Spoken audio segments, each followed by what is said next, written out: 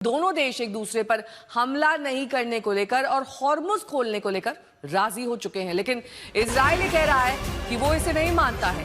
अभी भी उसके लेबनान पर हमले जारी हैं। तमाम खबरों से आपको अपडेट देंगे, लेकिन इस बीच आपको बता दें कि इजराइल इस डील को नहीं मान रहा है। अमेरिका ईरान में 19 जून को दोनों देश औपचारिक दस्तखत करेंगे।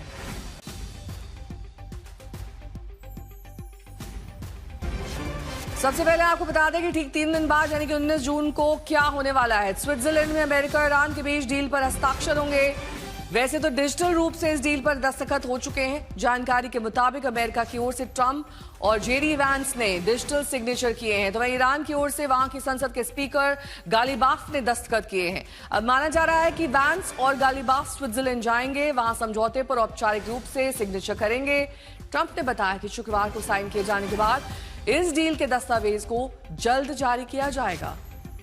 3 तस्वीरें आपके सामने। 19 जून को दस्तखत होंगे, इजराइल का हमला होगा, हिजबुल्लाह का पलटवार जारी है।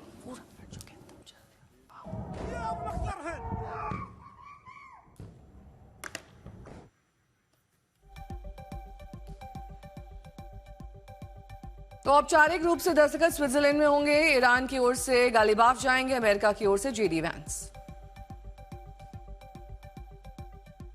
अशरफ वानी मेरे सहयोगी जुड़ गए हैं तमाम जानकारी के साथ।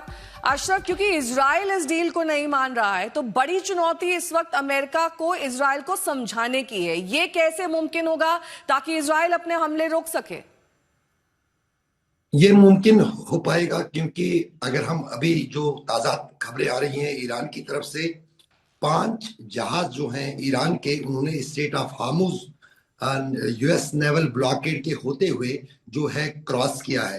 तो उनमें 3 ऑयल टैंकर्स हैं ईरान के, जो ईरान से तेल कहाँ उनकी अगली डेस्टिनेशन होगी उसका भी पता नहीं है, लेकर जा रहे हैं। जबकि 2 कार्गो शिप्स जिनमें जरूरी साज सामान, लाइफ स्टॉक और खाने पीने की चीजें जो देश के दुनिया के अलग अलग देशों से ईरान आती हैं, वो ईरान की ओर जा रहे हैं और उन पर किसी तरह की रोक टोक अमेरिका की तरफ से नहीं लगाई गई है। तो ये पहला संकेत है कि कहीं ना कहीं जो डील संभावित है वो काम करनी शुरू हो गई है। ठीक है, आप बने भी हमारे साथ इस बीच दिखा देते हैं कि ट्रंप ने समझौते को लेकर क्या कुछ कहा है। उन्होंने कहा कि डिजिटल सिग्नेचर हो गए हैं, अब बात हॉर्मुज पर भी बन गई है।